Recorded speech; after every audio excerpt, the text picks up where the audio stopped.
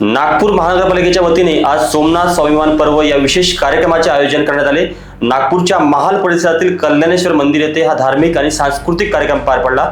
सोमनाथ मंदिराच्या ऐतिहासिक आणि सांस्कृतिक वैभवाचा गौरव करण्यासाठी आयोजित या कार्यक्रमात विविध धार्मिक उपक्रम पार पडले। महिला पुरोहित शिवमहिम्न स्त्रोत पठण तसेच डिजिटल स्क्रीनच्या माध्यमातून सोमनाथमधील सोहळ्याचे थेट प्रक्षेपण करण्यात आले। या कार्यक्रमाला महापौर नीता ठाकरे, स्थायी समिती सभापती शिवानी दानी यांच्यासह भाजपच्या अनेक नगरसेवकांनी उपस्थिती लावली। दरम्यान हिंदू संस्कृती आणि परंपरेचा गौरव करणारा हा उपक्रम असल्याची प्रतिक्रिया भाजपचे शहराध्यक्ष दयाशंकर तिवारी यांनी दिली। भारत सरकारच्या माध्यमातून सोमनाथ मंदिर सोमनाथ महोत्सव संपूर्ण देशभरात साजरा करण्यात येत आहे। सरदार वल्लभभाई पटेल यांनी सोमनाथ मंदिरचा जीर्णोद्धार केला होता। त्यानंतर गुजरात सरकार आणि केंद्र सरकारच्या माध्यमातून पुन्हा सौंदर्यीकरण करण्यात आलं।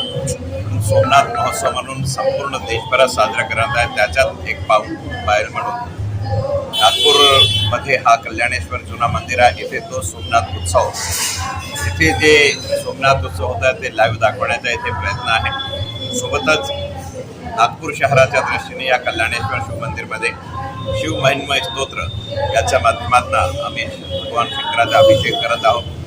आजच्या कार्यक्रमाच्या नागपूरच्या वैशिष्ट्य म्हणजे इथे मातृशक्तीच्या माध्यमातून महिला पौरोहित्य हे स्वतः इथे पौरोहित्य करून अभिषेक करून घेत आहे आणि महिला सशक्तीकरणच्या दिशेने जे माननीय प्रधानमंत्रीची वाटचाल आहे त्याच दिशेने महिला पौरोहित्यांना प्रमुखताने स्थान देऊन हा पूजन आम्ही घडवून घेत आहोत। लोकवाहिनी मीडियासाठी रोशन बोकडे यांची रिपोर्ट।